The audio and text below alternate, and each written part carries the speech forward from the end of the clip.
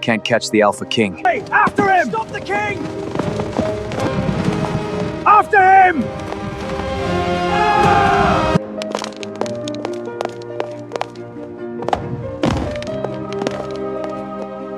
Did His Majesty just climb a chimney?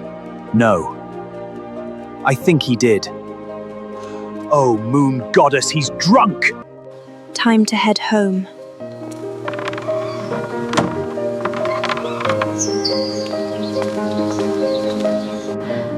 Hello? You found me.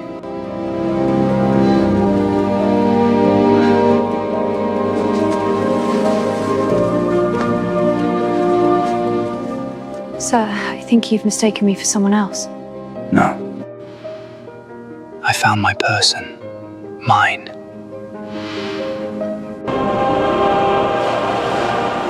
The Alpha King has escaped!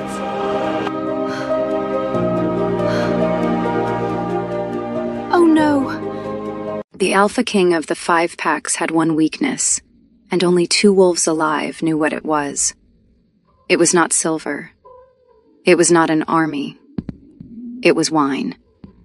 Because when Kyle Draven drank, the coldest, most feared alpha in the world stopped being a king and turned into a needy, clingy, affection-starved puppy who would follow one kind face to the ends of the earth.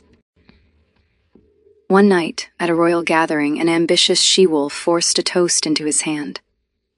3 goblets later, the king fled his own palace before anyone could see what he became. He ended up drunk in a back alley of the lower district, where a poor herbalist girl found him, and made the mistake of being kind. He attached himself to her instantly. He followed her home. He refused to say where he lived, and all night long he called her one word over and over: mine. But the girl had a secret of her own. Her name was not really Rhea. Her face was not really unknown, because she was the daughter of the traitor who murdered the old king, the one man the Alpha King had sworn to hunt to the ends of the earth. He was drunk in the home of his greatest enemy's child, and neither of them knew yet that this one night would bring down a kingdom's greatest lie. Chapter 1. The Moon Court did not breathe when Kyle Draven entered a room. It went silent. It went still. 100 wolves held their air the way prey holds still in tall grass, hoping the predator passes, praying it does not look their way. Tonight, the great hall of the Silver Palace glittered with nobles from all 5 packs, gathered for the signing of the Harvest Accord. Music played, wine flowed. Laughter stayed carefully quiet, and on a dais of black stone sat the Alpha King. He was 29 years old, and he had ruled for 11 of those years, ever since the night his father was murdered in his own chambers, and the royal beta, the old king's most trusted friend, vanished into the dark. Kyle had been 18 years old that night. He had not smiled in public since. "You're doing the face," said the man lounging beside the dais. His name was Dane. He was a beta, broad-shouldered and lazy-looking, with his collar unbuttoned in open defiance of royal protocol. He had known Kyle since they were pups, and that made him the only wolf in the entire kingdom who dared to talk to the king like a person. "What face?" Kyle said. "The one that makes ambassadors cry. Lord Farron's wife just left the hall. That's the 3rd one tonight. New record." "Good. Perhaps they will all leave." "They can't leave. You summoned them. That's how summoning works." Kyle's eyes swept the hall. They were gray. Pale gray, cold gray, the gray of ice over deep water. He hated these gatherings. He hated the perfume, the politics, the way every unmated she-wolf in the room watched him like territory to be claimed. He was here for one reason. Somewhere out there, someone still sheltered the traitor Rowan Vale. 11 years of hunting, and the man who killed his father was still a ghost. Someone in this room knew something. Someone always did. "Your Majesty." The voice arrived wrapped in silk. Lady Sable Corvin sank into a deep, graceful curtsy. Her gown was silver, the exact silver of the royal crest. No one in the hall believed that was an accident. Her father, Lord Corvin, had risen higher than any noble in a decade. His daughter intended to rise higher still, all the way to the seat beside the throne. "Lady Sable, Kyle said in the voice he used for tax reports. The accord is signed, the packs are at peace, and it is all you're doing. She lifted 2 goblets from a servant's tray, and her smile sharpened. The court wishes to toast its king. Surely even you cannot refuse tradition. All around them, goblets began to rise. 100 faces turned toward the dais. Across the room, Dane went very still. Because Dane knew something the court did not, something exactly 2 living wolves knew, and one of them was currently being handed a goblet of strong wine in front of the entire aristocracy. The Alpha King could not hold his liquor. That was the polite way to say it. The truth was worse. The truth was that 3 drinks in, the most feared wolf alive, the butcher of the Northern Rebellion, the king whose growl silenced war councils, turned into a whimpering, affection-starved puppy who would follow the nearest kind face around the room, begging not to be left alone.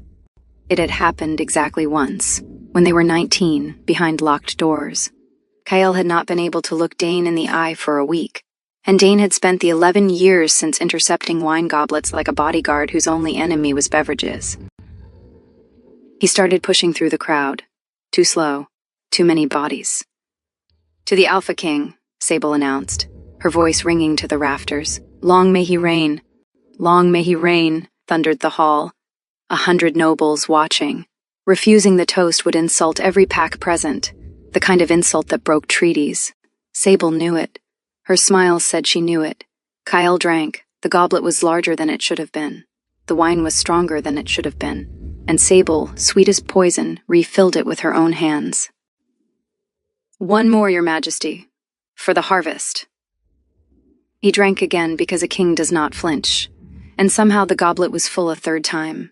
And by the time Dane finally broke through the crowd, it was already too late. Kyle felt it hit him like a tide coming in. The hall went soft at the edges. The chandeliers blurred into little moons. And deep in his chest, the cold, disciplined thing that had ruled his life for 11 years simply let go. "Oh no," said the last sober corner of his mind. "No, not here, not in front of them." The room was too loud. Everyone smelled wrong. Unfriendly, cold, not pack, and a terrible loneliness came flooding up his throat. A loneliness he had locked away since he was 18 years old. It rose, and it wanted to come out of him as a whimper. He had to leave, now, before the entire court watched their king fall apart. "Majesty?" Sable tilted her head, studying him like a scientist studies an experiment. "You look pale." Kyle stood so fast his chair scraped the stone like a snarl. The hall went dead silent. He gripped the table, gathered 11 years of iron control into one final sentence and said, "The accord is concluded." Then the Alpha King walked out of his own gala, spine straight, step steady, every inch a sovereign, through the servants' corridor, out the garden gate, and over a palace wall his guards would later swear no living creature could climb. Dane arrived at the empty corridor 30 seconds too late. He looked at the open gate. He said a word that would have gotten any other wolf executed. The king was loose in the city, far away, in the lower district, where the streets forgot to be beautiful. A young woman locked up a small herbalist's shop and pulled her hood against the cold. Here, they called her Rhea. Just Rhea. No pack name, no bloodline. A nobody who sold sleep tinctures and fever bark, who asked no questions so that none would be asked of her. It had taken 2 years to become this invisible, because her real name was a death sentence. She was halfway down Tanner's Alley when she heard it. A whimper. Low, wounded, enormous. The sound of something very large and very sad. Her wolf stirred beneath her skin, wary. In this district, big things that cried in alleys were either traps or tragedies, and she could not afford to be near either one. "Keep walking," she told herself. "Whatever it is not your problem." She looked anyway. She would spend a long time, later, thinking about that. Slumped against the alley wall sat the largest alpha she had ever seen. Shoulders like a doorframe, black finery worth more than her entire shop, and his face was buried in his knees like a scolded child. He was rocking slightly back and forth. "Hey," she said, keeping her distance. "Are you hurt?" The alpha's head came up. Gray eyes found her, unfocused, glassy, and so nakedly hopeful that it hit her like a physical blow. He breathed in, long and deep, tasting her scent on the cold air, and then his whole face transformed, lit up. If his ears had been out, they would have perked. "You smell like warm," he announced with tremendous sincerity. "Okay, you're drunk. I am not drunk." He tried to stand, tipped sideways into a rain barrel, and held on to it with great dignity. I'm very important." "Sure you are. Where do you live? Very important. I'll point you home." Something crafty crossed his face. It would have been frightening if he weren't hugging a rain barrel. "Not telling." "Why not?" "Because you'll take me there." He said it like she had threatened him with a knife. "And then you'll leave. That's what people leave. Everyone." The whimper broke through again, cracking a voice built for commanding armies. "I don't want to go where you're not." Rhea stood in the cold alley, staring at the most dangerous drunk in the kingdom, and felt her entire evening fall apart. "I'm going home," she said firmly. "Alone. Good luck, big guy." She made it 11 steps. She counted. Then she heard him following. Not stumbling now, padding, silent and graceful the way something moves when it hunts for a living. She turned around. He stopped. He was wearing the expression of a puppy who had decided which human was his.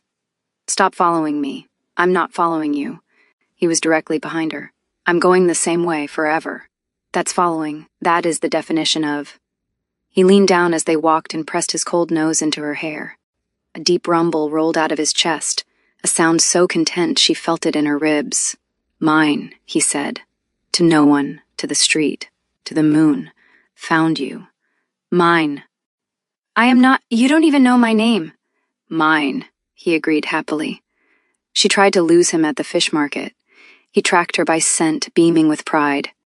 She tried being stern. He wilted so tragically that a passing grandmother glared at her. She tried steering him toward a tavern. He took her sleeve gently between 2 fingers, carefully, like something precious he wasn't allowed to grip, and did not let go.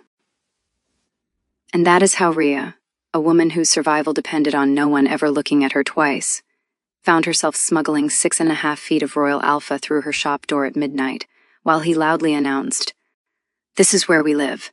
You are sleeping on the floor, and you are leaving at dawn." He looked around her tiny room, the dried herbs, the narrow bed, the single chair, like she had shown him a palace. Then he sank down beside her bed, curled his massive body into an impossibly small shape, and pulled her spare blanket around himself. It was old. It was patched. He sighed into it like a creature that was safe for the first time in years. "Warm," he mumbled. "Mine." "Unbelievable," Rhea whispered to the ceiling. She lay awake a long time, listening to him breathe. She told herself it was pity, nothing more. But that whimper in the alley had cracked something open in her chest, because she knew that sound. She knew what it was to have no one. To hide the ache of it behind a mask, every hour of every day.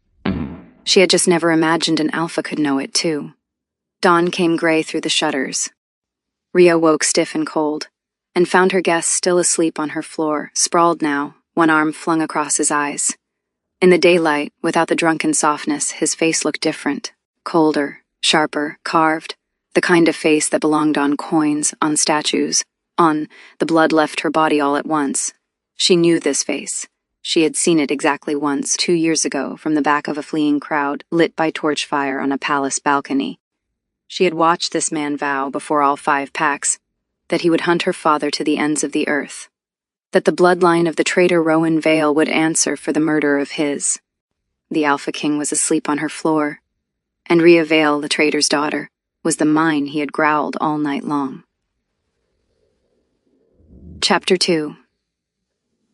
Kyle woke the way he always woke. Instantly, completely. Reaching for a blade that was not there, a low ceiling, the smell of herbs and lavender, a blanket that smelled of her. The scent hit him before the memory did. Warm and green, threaded through his senses like it had grown roots overnight. Then the memory arrived. The toast, Sable's goblet, the tide coming in. And after that, fragments. Blurred, horrifying fragments. An alley, a rain barrel he had confided in, a woman with dark, careful eyes, and himself, the Alpha King of the 5 packs, trotting after her through a fish market like a hound, pressing his nose into her hair. "Mine. Found you. Mine." Kyle Draven, who had once stared down a rebellion without blinking, lay very still on a stranger's floor and seriously considered never getting up again. Across the room, the woman was awake. She stood by the cold hearth with a fire poker in one hand, held casually, the way people hold things they are pretending not to hold. Her face was carefully, perfectly blank. "Morning," she said. "Tea?" He rose, and she watched it happen, watched the softness she had guided home last night get packed away, piece by piece, behind 11 years of ice. Sober, upright, and cold, he seemed to fill her whole shop for entirely different reasons. "What happened last night?" he said. It was not a question, it was a door being closed. "You were drunk in Tanner's, Allie. You followed me home, you slept on the floor." Rhea kept her voice flat. Servile, forgettable, be nobody, she told herself. Be furniture. "Nothing else happened, my lord." His eyes narrowed at those last two words. My lord. He was testing them, and she realized her mistake at once. Too respectful for a stranger, not respectful enough for a king. "You know who I am." Her heart was a war drum. He could hear it. Alphys could always hear it. But Rhea Val, the most hunted bloodline in the kingdom, made herself hold the gaze of the man who had sworn to destroy her family. And she made herself look bored doing it. "You're wearing a season of my rent," she said. "I know you're someone. I didn't ask questions. In this district, we don't." A long, terrible pause. Ice-gray eyes searched her face. "What I said last night," Kyle said at last. "The way I behaved, you will forget it. Already have. You will tell no one. Who would believe me?" Something flickered across his face. It might have been amusement. It was strangled at birth. He crossed to the door, ducking under her hanging herbs, every step the return of a king to his kingdom. Then he stopped, one hand on the latch, his back to her. "You could have robbed me," he said quietly. "Left me in the alley, sold me to my enemies. Why didn't you?"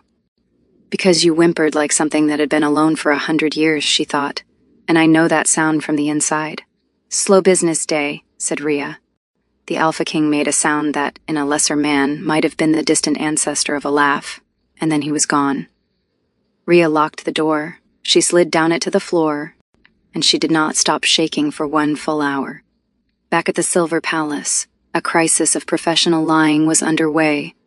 The king, Dane announced to the Royal Council for the 3rd time, spent the night in fasting seclusion, as is tradition, after a harvest accord. "There is no such tradition," said the Master of Records. "There is now. Write it down. You're the Master of Records. Make it official." The doors opened. Kyle strode in wearing last night's clothes and an expression that dared any wolf present to comment. None did. Careers had ended over less. The council fled early.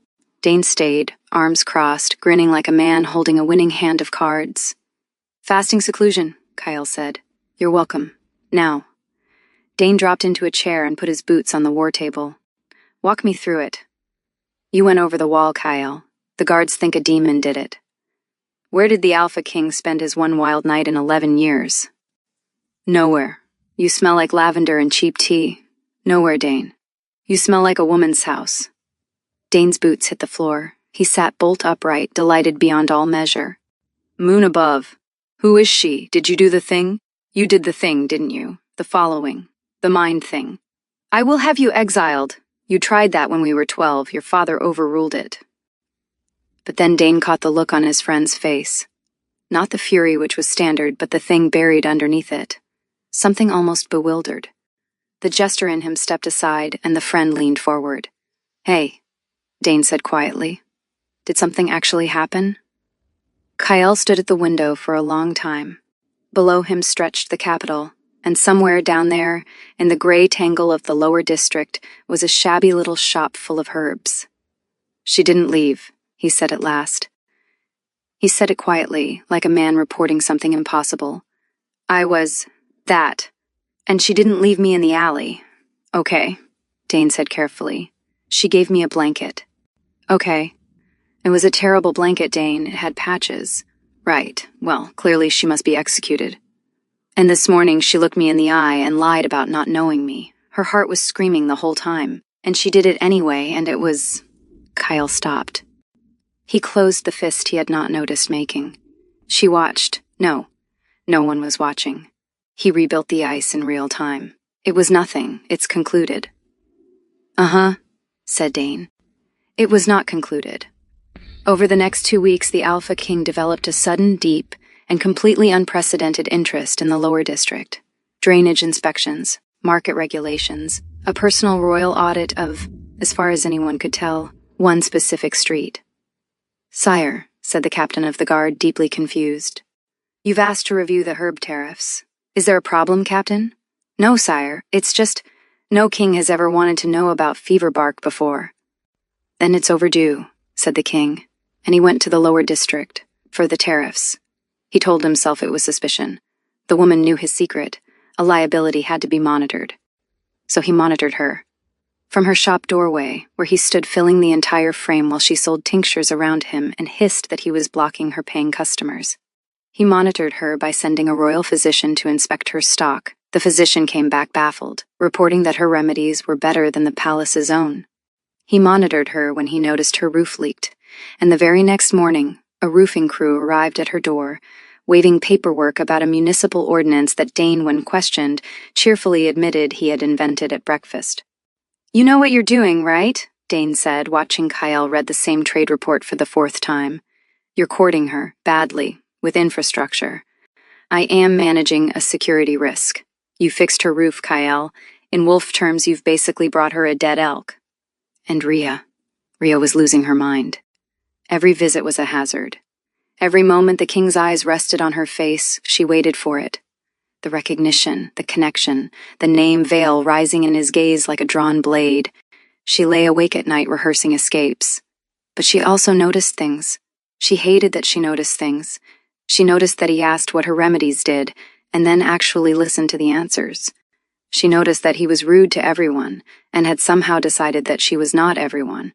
And she noticed the opportunity. The palace physician had praised her stock. The palace bought herbs.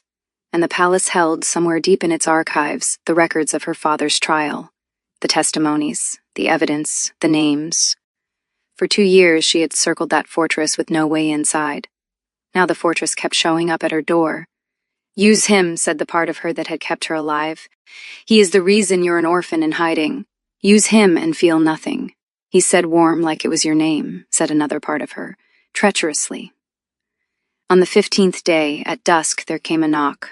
Not at the shop door, at the back door, the private one. Rhea opened it, and her breath left her body. The Alpha King stood in her doorway, stone-cold sober, and in his hands, held awkwardly, the way a man holds something that might explode, was a small potted moonflower. Your shop, he said stiffly, lacked one. No wine, no excuse, no tariffs. Just him, in plain dark clothes, having climbed his own palace wall to stand in a back alley holding a plant. Neither of them saw the figure across the street, a thin wolf in courier's grays detaching from the shadows. Memorizing the door, the flower, the look on the king's face. Then it slipped away into the dark, toward the noble quarter, toward the house of Corvin. Chapter 3. The moonflower lived on Rhea's windowsill, and Rhea's life stopped being her own. It happened by degrees, the way a tide takes a beach. First the king visited weekly, then twice weekly. Then he appointed her, over her objections and over the court's collective heart attack, consulting herbalists to the crown. Dane invented the title on the spot and swore under oath that it predated the monarchy. The title meant palace access. Palace access meant an escort through marble halls, and the escort's route past guards, courtiers, and... Rhea counted the doors, casually, the way you count anything. The Hall of Records. Use him, whispered the survivor inside her. This is everything you came for. So she did. She memorized patrol rotations while pretending to sort dried valerian. She learned which clerk left the archive wing unlocked at lunch. She smiled at the king of the 5 packs and mapped his fortress behind her eyes. And if her heart did something complicated every time he looked at her, that was tactics. Camouflage. Nothing else. The problem was that Kyle Draven, up close, refused to stay a monster. It started with the tea. He had taken to arriving at closing time, always with an excuse, and the excuses were always terrible. This evening's excuse was a cough. He produced it standing in her doorway. One single dry ahem, delivered with the confidence of a man who had never been sick in his life and had researched the concept that afternoon. A cough, Rhea repeated. A serious one. It may require ongoing treatment. Uh-huh. She turned to her shelves. She took down the most vile things she stocked, boiled bitter root and mustard bark, a tonic that made strong men weep, and poured him a full cup. Then she waited for the excuse to collapse. The Alpha King looked at the cup. He looked at her, and he drank the entire thing without breaking eye contact, throat working, gray eyes watering at the corners, down to the dregs. Delicious, he rasped, in the voice of a man being murdered.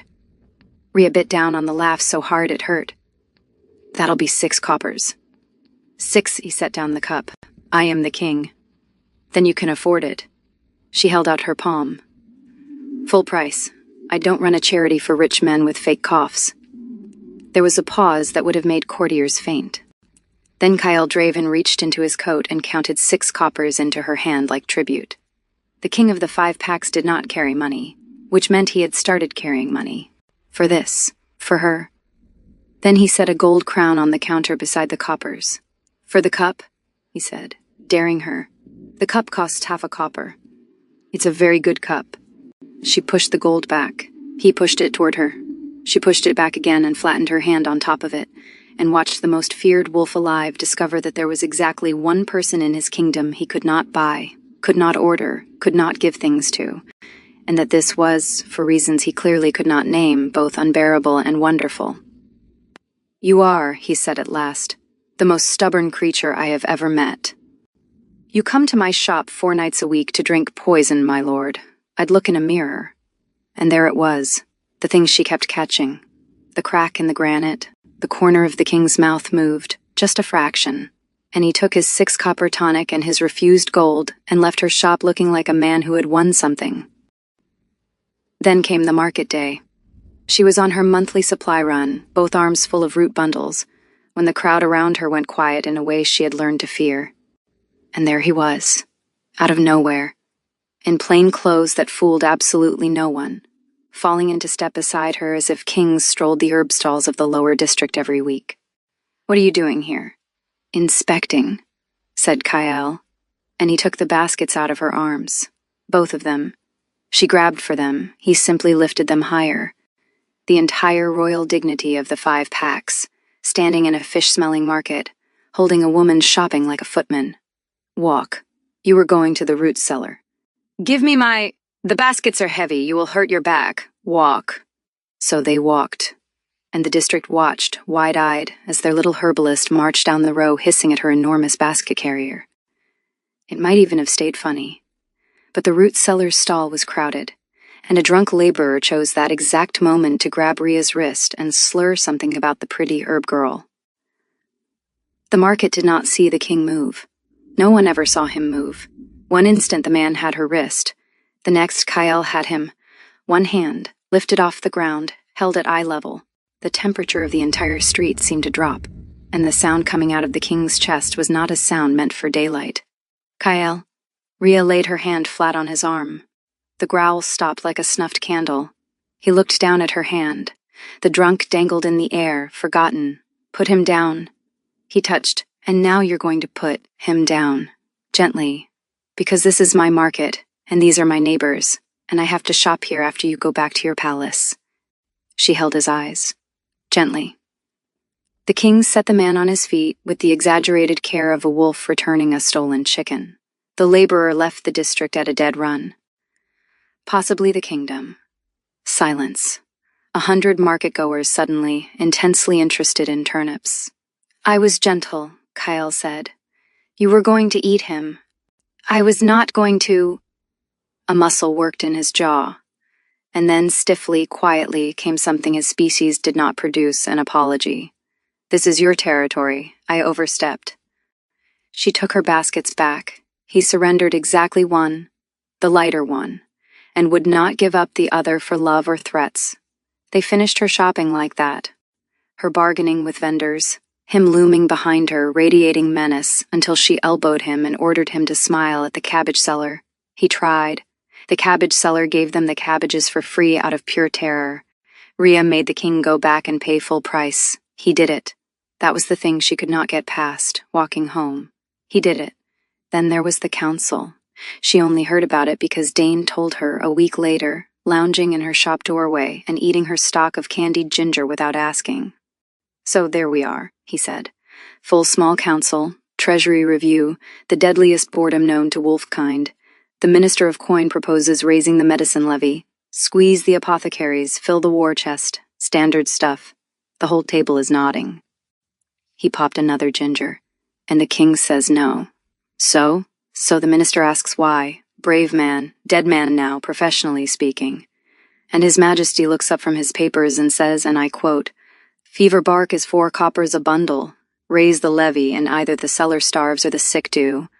A kingdom that taxes its medicine is farming its own graves." Dane let that sit.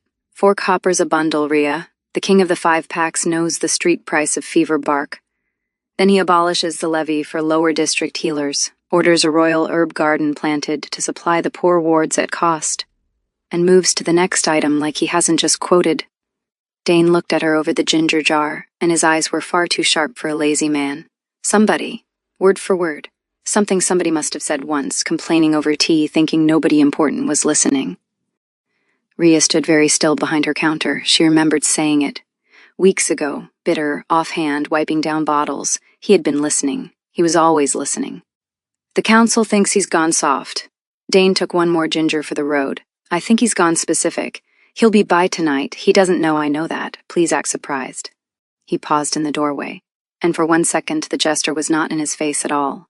30 years I've been talking at that wolf blanket woman. You're the first thing he's ever repeated. Why herbs? Kyle asked her once in the palace apothecary, watching her hands work. My mother taught me, true, careful. Her mother teaching her poultices in the gardens, before the world ended. Where? North, said Rhea, also true. A masterpiece of true. He was quiet a while, and then, with the stiffness of a man performing surgery on himself. My mother kept a garden. Before. I had it paved. Rhea looked up. Why would you do that? Because it kept growing, said the Alpha King, and she didn't. Then he stood and left, and Rhea sat with a mortar full of crushed rosemary and the horrible knowledge that she was starting to understand him. Then came the night of the envoy's feast, and the second catastrophe, a southern delegation, a long table, ceremonial mead, and a servant bribed with Corvin gold who made sure the king's watered cup was switched for the envoy's unwatered one. A small test, a little experiment. Down the table Lady Sable watched. Her spy's reports had hinted at a weakness. She wanted to see it with her own eyes. Dane caught the scent of the strong mead 1 sip too late. He got Kyle out through the west corridor with the smooth efficiency of a man executing a fire drill he had designed years ago. The king retires early, pressing dispatches. Good night, everyone. He had almost wrestled him to the royal chambers when Kyle suddenly went still. His nose lifted, his pupils blew wide and glassy. Dane, said the Alpha King, with the crystal-clear focus of the extremely drunk. I have to go to my shop. It is not your shop, it is her shop. And no, absolutely not. You. Kyle went over the wall. Have to stay, Dane finished, alone to the night air. He looked up at the wall. He thought about the 11 years of his life. Then he climbed after his king, muttering the entire way down the other side. Rhea woke to a soft, insistent scratching at her back door. She opened it, and found 6.5 feet of Alpha King sitting on her step in the pouring rain, drenched to the bone, beaming up at her like the sun had personally arrived. Found you, he said with deep satisfaction. Oh no, I climbed 2 walls. You're soaked, get in here before someone. He was already in, already pressing his cold nose into her hair with that contented rumble, already gravitating toward the patched blanket like a homing pigeon. Dane appeared in the doorway 30 seconds later, equally drenched, and the two of them stood watching the terror of the 5 packs wrap himself in patches on the floor. "So you're her," Dane said. "The blanket woman. The wet?" He told me about the blanket, twice, sober. Dane studied her. The wariness, the exits she had already marked, the fear she wore like a second skin. Then he looked at his best friend, whose massive shoulders had unknotted the moment her scent reached him. He put out his hand. "Dane, I've known him since we were pups. I'm the one who does damage control." "Rhea, I'm the damage." "Yeah," Dane said quietly. "I'm getting that." From the floor, Rhea. The king said her name the way drunk men say prayers. He had caught her hand as she passed, and he held it with those careful 2 fingers, like the sleeve, like something he was not allowed to want. His eyes were glassy and utterly defenseless. "Don't leave, everyone. When I sleep, everyone's gone when I wake up. Don't." And Rhea Vale, daughter of the man this king had hunted for 11 years, heard herself say, "I'm not going anywhere." He believed her instantly, completely, the way only drunks and children believe. He was asleep in minutes, her hand still held hostage. Dane watched her not take her hand back. "He's going to fall in love with you," he said. He didn't say it like an accusation. He said it like a man reading a map. Sober, all the way. He does nothing halfway. He is going to hand you the one thing in this world that can actually destroy him, because that's what he's been looking for someone to do since his father died. So I need to know, blanket woman, whatever it is you're not saying, and you are not saying something, I can smell it. He leaned forward. The laziness was gone. And there it was. The reason a laid-back beta had survived a decade beside a throne. "Is it going to break him?" Rain on the roof, the king's slow breathing, her hand warm in his. "I don't know," Rhea whispered. It was the most honest thing she had said in 2 years. Across the city, in a study lined with stolen fortunes, Lady Sable Corvin laid a courier's report before her father. The shop, the flower, the herbalist with no history, no pack, no past. A woman who had appeared in the capital 2 years ago out of nowhere. Lord Corvin, who knew better than anyone alive what had really happened 11 years ago, because it was his gold that had held the knife's leash, read the report twice. Then he unlocked a drawer and drew out an old portrait. Rowan Vale, the framed beta, standing with his wife and a dark-eyed daughter of 12. Sable looked from the girl in the portrait to the description of the woman in the shop, and slowly she began to smile. "Well," she said. "Hello, Rhea Vale." Chapter 4. Lord Corvin wanted the girl quietly dead, a knife in the lower district. Bodies turned up there all the time. "And she's a mystery he will the firelight. Dead, she's a mystery he will mourn. You've seen how he is about her. He would tear the district apart stone by stone, and father, our name is under too many of those stones." Her smile was her father's smile, refined by a generation. But exposed? Exposed, she's a traitor's whelp who wormed her way to his side. He won't mourn her. He will hate her. And a humiliated king in need of comfort. She smoothed her silver gown. Is finally a useful one. Her father regarded her with genuine pride. Where? Publicly, somewhere he cannot afford to be soft. Sable's eyes gleamed. The moon's remembrance. The remembrance. The one night a year the entire court gathered to honor the murdered old king. 11 years of ritual grief presided over by his son. There was no crueler stage in the kingdom. Which was precisely the point. Rhea knew none of this. Rhea was having the best and worst month of her life. The best of it looked like this. A rain-lashed evening, the shop closed, and the king of the 5 packs sitting on her floor, by choice. He always chose the floor. Some part of him had decided the spot by her hearth was his spot, and no force in the world was moving him, with a border dispute spread across his knees. The eastern packs want the river ford, he said. The southern packs have held it for a century. Both have sworn blood if they lose it. My generals want me to garrison it and let both sides hate me equally. Why are you telling me this? She was hanging herbs to dry, half listening. I sell tea. Because my generals are wrong and I want to know why they're wrong. And you are the only person I know who thinks like someone who has actually stood in a market. He turned the map toward her. Look, tell me what you see. She looked, because he would keep asking until she did. A river, a ford, 2 territories. Who fishes it? Kyle blinked. What? The ford. A river like that isn't a war prize. It's somebody's supper. Both banks fish it.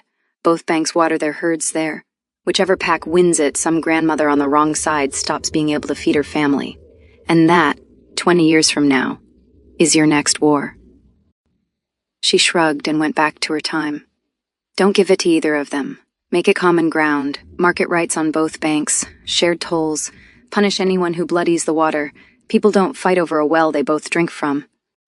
Silence. She turned around and found the Alpha King staring at her with an expression she had no name for, the expression of a man who had been handed the key to a door he had spent his whole life shouldering. Common ground, he repeated slowly. It's not brilliant, it's treaty language is what it is. He was already writing fast in the margins of the map. Shared tolls, blood price for fouling the water. My grandfather did something like this with the northern passes. No one has fought over them since. He looked up at her, and the door in the granite was not ajar anymore. It was wide open with firelight coming through. 200 lords in my court, he said, and the best council in my kingdom charges me 6 coppers for poison. Full price, she said faintly. Full price, he agreed, and he went back to writing, and Rhea stood in her own shop, holding a bundle of time, watching a king redraw a border, because she had mentioned a grandmother, and understood that she was in the worst kind of trouble. He stayed too late that night. He always stayed too late now. At the door, with the rain waiting for him, he paused. She watched him actually gather himself, shoulders squaring like before a battle. When you address me, he said stiffly, you say my lord, or nothing, which is worse, and which you know is worse. Should I curtsy more? I could curtsy more. You could... He stopped. Started over, gravely, formally. With the ceremony of a man signing away a province, you may call me Kael. The rain filled the pause. I know your name, Rhea said. You have never once used it sober. His jaw tightened. He was looking slightly over her shoulder. The fearless butcher of the Northern Rebellion, unable to make eye contact with an herbalist. I find that it has come to my attention that I would... A breath. Say it. Please. The please cost him something. She could see what it cost him. And because she could see it, and because she was already in the worst kind of trouble, she said, Good night, Kael. The Alpha King flushed, visibly, to the ears. He stood in her doorway a moment longer, as if the name had struck him somewhere structural. Then he said, Good night, in a voice half an octave lower than necessary, walked into the rain with tremendous dignity, and missed the turning to the palace, and had to double back. She watched the whole thing through the window. That was the best of it. She had stopped pretending she wasn't falling, stupidly, fatally, completely. And that was also the worst of it, because 3 days earlier, in the palace archives, Rhea had found what she came for. 3 visits to the royal apothecary, 3 lunch hours when the clerk left the archive wing unlocked, and on the 3rd, in a dusty case file 11 years old, inquiry into the death of King Theron. Testimonies, her father's trial, and inside it the seam she had spent 2 years praying existed.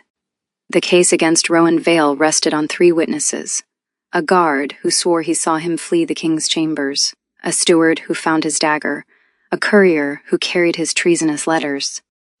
3 unconnected wolves, except they were not unconnected. She traced them through the palace rolls with shaking hands. Within 2 years of the trial, all 3 had left royal service. 1 received an estate, 1 received a trade license, 1 received a quiet pension and drank himself into a comfortable grave. 3 fortunes, and every one of them flowed, through cutouts and kindnesses from a single source. Forvin. Rhea sat in the archive dust with the truth in her lap and understood something terrible. She had enough to hope. She did not have nearly enough to survive saying it out loud. Accuse the most powerful lord in the court. As who? A false-named herbalist? The moment she opened her mouth, her bloodline opened with it. She needed the final piece. The money trail's origin, Corvin's own ledgers. Tell Kael, begged her heart. Tell him everything. He would believe you. He has spent 11 years hating your name, said the survivor, and you have spent 2 months lying to his face. Which will he believe, the evidence or the pattern? 1 more week, she bargained, 1 more piece. Then she would lay the whole truth in front of him, so complete, so undeniable, that her name would not matter. She had 4 days. The moon's remembrance filled the great hall with white candles and dark silk. Rhea attended because Kyle asked her to. Asked, the word rusty from disuse. She attended because the consulting herbalist had prepared the remembrance incense. And she attended because she was weak and wanted to stand in candlelight near him 1 more time before the reckoning came. She should have known. The wine was too free, the crowd was too curated, and Sable was too radiant. Mounting the dais steps in the middle of the ceremony, a scroll in her hand, grief nailed across her face like a mask. Forgive me, Majesty. Her voice rang to the rafters, pitched perfectly between sorrow and duty. On this night of all nights, I cannot stay silent. There is a traitor among us. The hall went still. Kyle turned from his father's shrine, candles at his back, annoyance sharpening into attention. 11 years ago, Rowan Vale murdered our king and fled justice, but his blood did not end with him. The scroll unfurled, the old portrait copied large, the beta, the wife, the dark-eyed daughter 12 years old, her face the seat of a face every wolf in that hall had seen at the king's elbow for 2 months. His daughter lives. She has changed her name. She has spent this season charming her way to the throne's side, into the palace, into its archives. The guards will confirm she was found among the sealed records of the old king's death, 3 days past. Heads were turning. The court moved like one animal scenting blood. 100 faces rotating toward the consulting herbalist, frozen in the candlelight. And she stands among us tonight, Sable finished, soft as a blade going in, as we mourn the king her father slaughtered. Rhea, volley. Silence, like a dropped goblet. Kyle laughed, 1 short, cold note, a man dismissing an absurdity. Careful, Lady Sable, that accusation is. He turned to Rhea to share the joke of it. This obvious poison nonsense. He turned with total confidence to the one honest liar in his court, and saw her face. Not outrage, not confusion. Guilt.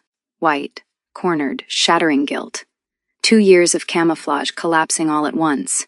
And underneath the guilt, something worse. Goodbye. She was looking at him like something already lost. The hall watched their king understand. They watched the door that had come open over 1 long season swing shut, lock, freeze. The king's face went somewhere winter could not follow, past rage into something ancient and dead. Somewhere behind his eyes, an 18-year-old was standing in his father's blood-soaked chambers all over again. Kyle, Rhea said. His name, it was everything she had left. Confirm your name. His voice was wrong. Quiet. Courtroom quiet. Your name. She could have run. The doors were far and the guards were close, and none of it mattered. There was only one thing left in the world she could still give him. The truth. So she stood up straight, in front of the pack lords of the 5 realms, and gave it. Rhea Vale, daughter of Rowan Vale. Her voice did not break. That was its own small miracle. And my father did not kill yours. He was framed, and I can prove. Seize her. The words came out in the king voice, the one that moved armies. The hall erupted, guards converging, nobles surging, Sable watching her masterpiece with dewy, triumphant eyes. And through all of it, Dane was shoving toward the dais, shouting his king's name and getting nothing. Nothing. The ice had taken everything. Guards took her arms. She did not fight them. But as they turned her toward the doors, Rhea twisted back one last time and threw her final piece across the ruins of everything, aimed straight at frozen gray eyes. 3 witnesses convicted my father, KL. 3, and every one of them was paid. The trail is in your own archives. That is what I was looking for. That is all I was looking for. The guards dragged her. She planted her feet for 1 more heartbeat. Your father's murderer is still in this court. He is in this room, and if you kill me, he wins twice. The doors of the great hall boomed shut behind her. In the silence, in the candlelight, the Alpha King stood beside his father's shrine, utterly still, while a season's worth of warmth died somewhere behind his eyes. Lady Sable laid a gentle, consoling hand on his arm. He did not seem to feel it. That, she decided, would change. Chapter 5. For 6 days, the Alpha King was flawless. He held his councils. He signed his decrees. He accepted the pack lord's careful congratulations on unmasking the traitor's daughter. He endured Lady Sable's ministrations at dinner with glacial courtesy. He did not visit the dungeons. He did not speak the prisoner's name. By every measure the court possessed, the king was entirely himself again. Dane had never been so frightened in his life. Because Dane could count. He counted the meals Kyle did not finish. He counted the sparring partners who now refused to face him after what had happened to the first two. He counted the nights the king's study window stayed lit until dawn. And on the sixth night, standing in the doorway of that study, Dane counted the strangest thing of all. There, on the king's desk, among the dispatches and the death warrants waiting for signature, sat one small potted moonflower. Someone had gone to her sealed, shuttered shop. Someone had rescued it. It sat in the lamplight like a hostage. The warrant beneath it bore her name. It had borne her name for 6 days. It was the only paper on that desk the king had not touched. "You going to sign that?" Dane asked. "The tribunal convenes in 3 days. It requires no signature until—" "That's not what I asked." Kyle's pen stopped moving. In 30 years, Dane had learned to read his friend's silences. This one had a barricade in it. "She lied to me," Kyle said, "from the first breath. The shop, the name, the blanket, all of it. Reconnaissance. I let the daughter of my father's killer map my house because she smelled like—" He stopped. Rebuilt himself. "Sable's evidence is confirmed. She was in the sealed archives, twice." "Yep," Dane said. "And what was she reading?" Silence. "See, that's the thing that's been keeping me up at night." Dane strolled into the room, past the moonflower, uninvited, the way only he was allowed. "Because I pulled the archive logs. The traitor's daughter, alone with the records of the crime, she could have burned them, altered them, protected her dear old father. Instead, she read the witness testimonies, took nothing, changed nothing, copied out 3 names. He dropped a paper on the desk. So I looked up the names. Dane. A guard, a steward, a courier. 3 honest wolves whose word killed a beta and orphaned a girl. One got an estate in the lake country, one a guess whose family sold it to him at 1/10 of its value. One got a trade license, one a guess whose lord sponsors that guild. The third drank himself to death on a pension nobody could trace. Well, I traced it, Kyle. It took me 5 days, and I traced it." "Enough." Kyle was on his feet, and the room shook with it. The king voice. The voice that ended arguments, ended rebellions, ended careers.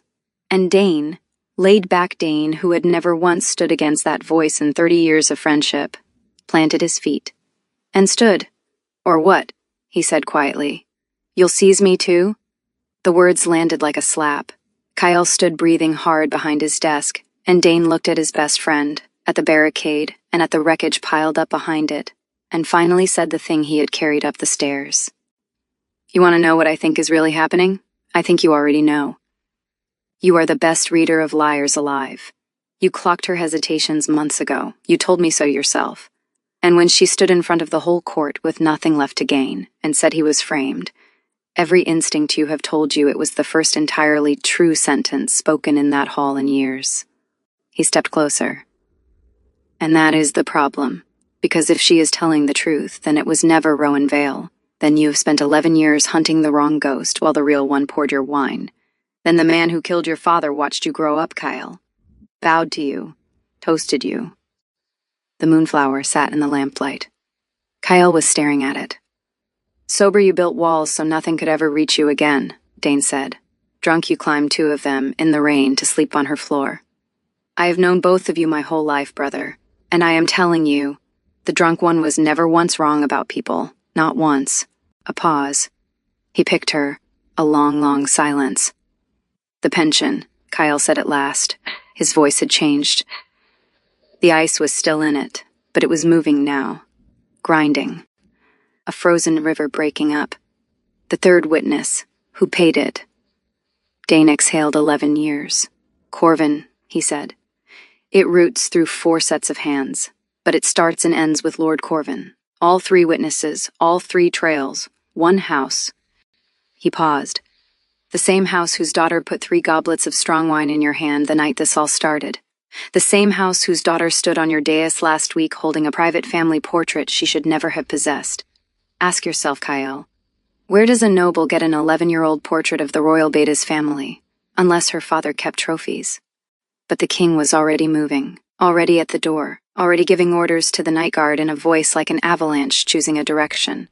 Which is why neither of them was in the room when the second courier reached the house of Corvin. The report was short. The Beta Dane had been pulling pension records. Lord Corvin stood at his window for a long, cold minute, doing the same arithmetic in reverse. "The tribunal is in 3 days," Sable said. "She'll accuse us before the assembled lords." "There will be no tribunal." Her father drew on his gloves. "Prisoners despair, my dear. Prisoners hang themselves in their cells. It is practically a tradition, and the turnkey on the trader's wing owes me his son's gambling debts." He looked out across the sleeping city to the palace, and its one lit study window, burning in the dark. "Tonight," he said. Chapter 6. Rhea heard the boots before the lock turned. 6 days in the trader's wing had taught her the dungeon's language, the guards' rotations, the drip of the north wall, the rattle of the supper cart at dusk. These boots were wrong, too late for supper, too many for a check, too quiet for anything honest. 2 years of running had built an alarm into her spine. It was ringing. She was on her feet back to the stone when the door opened, the turnkey, and behind him 2 wolves she had never seen, big, scarred, and carrying of all gentle things a length of rope and a stool. "Poor girl," the turnkey recited. Wooden, rehearsed, despaired in the night, where nothing anyone could have done. The first wolf reached for her, casually, the way you reach for something that is already dead. But here is what Lord Corvin's arithmetic had not included. Rhea Vale had not survived 11 years as the most hunted blood in the kingdom by despairing. She had survived them as an herbalist.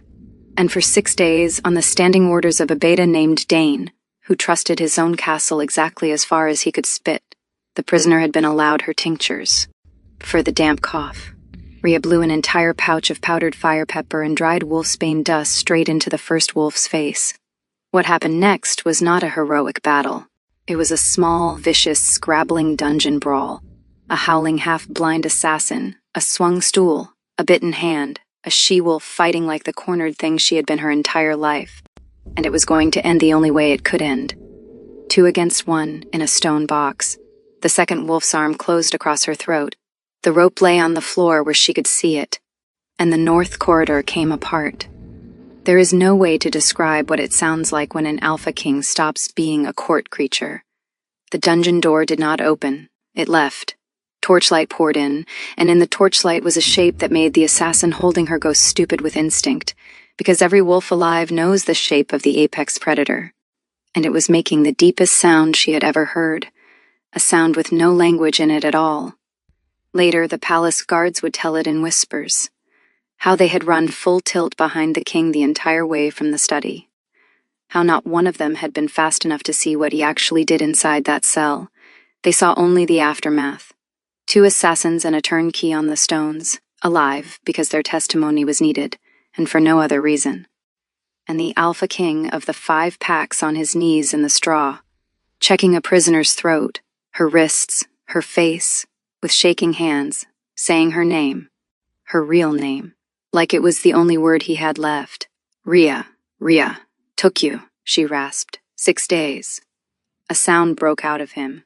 Half laugh, half something that had been walled up since he was 18.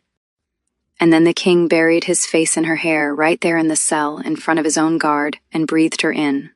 Like the drunk in the alley. Like the drowning man he had been all week. And Rhea Vale stood in the ruins of her second life, with the man made of ice shaking against her, and held on. "I know about Corvin," he said into her hair. "The witnesses.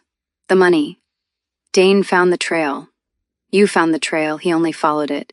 I should have listened in the hall, I should have—" "Yes," she agreed. "You should have. They came for you tonight. If I had been 1 hour, Kyle." She pulled back and made him look at her. His gray eyes were wide and young, and terrified in a way his court would never have believed. "You came, now finish it. He has had 11 years to bury the truth. After tonight fails, he has hours. Wake your lords." The Alpha King looked down at the traitor's daughter, giving him orders in his own dungeon. "There she is," he said, "my queen. I have not agreed to anything," but he was already lifting her off the straw like she weighed nothing, already giving orders through the broken door in the avalanche voice. "Seal the gates, wake the tribunal, arrest the turnkey's paymaster." And the last thing the traitor's wing ever saw of Rhea Vale was the most feared wolf alive carrying her out of the dark, and refusing, despite several direct requests, to put her down. They tried Lord Corvin at dawn, before the assembled pack lords in the same great hall. It was not close. The assassins talked before sunrise. Corvin's leash on the turnkey unwound in front of everyone. Then came the pensions, the estate, the trade license. 3 bought witnesses, laid out link by 5 days of Dane's digging. And then came the portrait. And the question Sable had never prepared for, because her father had never told her where it came from. The palace inventory of Rowan Vale's seized household, 11 years old, listed one family portrait, removed as evidence by order of Lord Corvin. It had never entered the evidence rolls. He had kept it, a trophy, for 11 years. And then, because fate has a sense of theater, came the piece no one expected. A rider at the gates at full noon. Gray-bearded, gaunt, half-starved from hard travel. Turning himself in at the door of the kingdom that had hunted him for 11 years. Rowan Vale had heard his daughter was taken. He had started riding the same hour. The hall watched the old beta and the young king face each other across 11 years. The 2 wolves Corvin's knife had orphaned in a single night.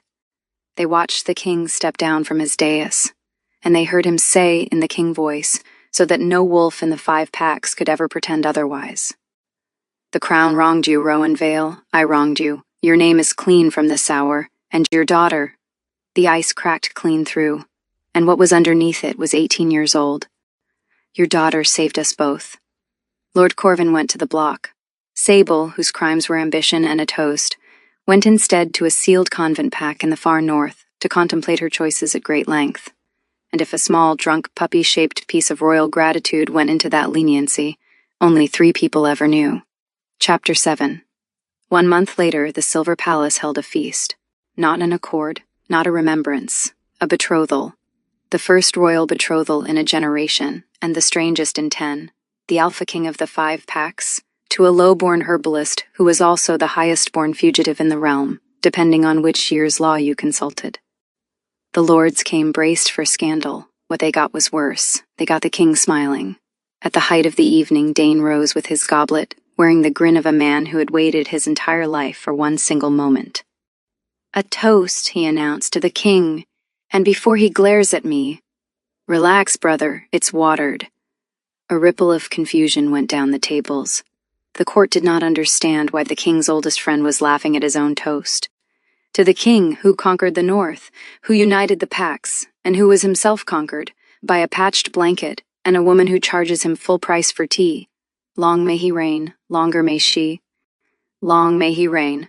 And the Alpha King raised his watered goblet and looked down the table at his betrothed, who raised her cup and one eyebrow back at him, and drank his watered wine like a good, disciplined king. The court saw nothing else.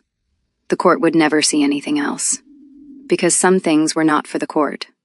That night, long after the last lord had been poured into his carriage, the doors of the royal apartments were barred. The guards were dismissed to the far corridor, and Dane, on his way out, set 1 bottle of strong wine on the table between them with the ceremony of a man handing over a live coal. "You're sure?" he said. It wasn't really a question. "I'm sure," Kyle said. Dane looked at Rhea. "He's your problem now, blanket woman. If he starts toasting the curtains, that is a you situation. Good night, Dane. He is going to tell you the rain barrel story. He loves the rain barrel." "Good night, Dane." The doors closed, the fire cracked, and the 2 of them stood looking at the bottle. "You don't have to," Rhea said quietly. "You know that. I already know that part of you. You never have to show it to anyone again if you don't want to." "I know." Kyle turned the bottle slowly in his hands. When he spoke again, his voice was low and careful and completely unguarded. A voice exactly one person alive had ever heard. 11 years, I treated it like a wound, something to hide, something my enemies could open. He looked up at her. But it was never a wound, Rhea. It was a compass. Every wall I ever built, and the truest part of me still walked straight out of a palace and found you in the dark. He poured one cup. The court gets the king, he said. You get the rest, if you'll have him. He is, I am told, extremely clingy. Rhea took the cup from his hand, set it down, and kissed him first, slow and sure and sober, so there would never be any question about what was chosen and what was wine. Bring the blanket, she said. He drank. It took 20 minutes, the way it always did. She watched the tide come in, watched 11 years of ice let go of the wheel, gently this time, safely this time, behind barred doors with her hand in his hair. The most feared wolf alive slid off the couch, curled his enormous frame onto the floor beside her, and laid his head in her lap with a rumble she felt through the stones. Found you, he mumbled, radiant with joy. You found me months ago, big guy. Found you first. A pause.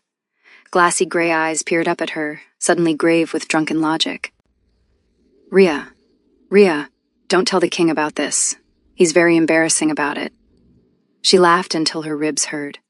He rumbled on, delighted, hoarding her nearness, telling her, as promised, the rain barrel story, which improved with every telling and now featured heroism, and much later, half asleep against her knee, wrapped in a patched blanket no royal seamstress would ever be permitted to replace, the Alpha King of the 5 packs said the only word he had ever really meant. Mine. Yours, the future queen agreed, her fingers in his hair. All yours. Nobody else's problem ever again. He sighed, the sigh of a creature safe for the first time in years, and slept. Epilogue. They pulled up the paving stones in spring. It was the queen's first decree. Technically her second after the pardons, but it was the one the palace staff remembered. The old Queen Mother's garden, sealed under flagstone for 11 years, was opened back up to the sun. Kyle stood at the edge of it for a long time, the morning the first bed was turned. He said nothing. He didn't have to. Rhea planted the moonflower herself, dead center, with her own hands, and the king of the 5 packs knelt down beside her and got dirt on his royal knees, and nobody died of shock. Though the master of records came close. Rowan Vale took a cottage at the garden's north wall, close enough to dine at the palace, far enough to feel free. He and the king had begun warily to play chess. Sometimes they spoke of the old king, the beta telling the son stories the boy had been too young to keep. And if the guards sometimes found the Alpha King red-eyed at the chessboard afterward, every single one of them had gone conveniently, permanently blind. Dane was named Lord Steward, over his loud objections, and given palace rooms he already never left. He maintained 2 standing orders of his own invention. The first, at every state function, every feast, every accord, the king's wine was watered. No exceptions. On pain of Dane, the second order was quieter. On the last night of every month, no feast, no court, doors barred, guards dismissed to the far corridor. 1 bottle of strong wine went up to the royal apartments. It was never written down. It was never discussed. As far as the kingdom knew, it did not exist. But on those nights, if you stood in the new garden, under the right window, you could hear it. A deep, contented rumble. A woman laughing, and the most feared voice in the 5 packs, gone soft as a pup, saying the only word it had ever really meant. Mine. Yours, the queen would agree. Now give me back the blanket. The end.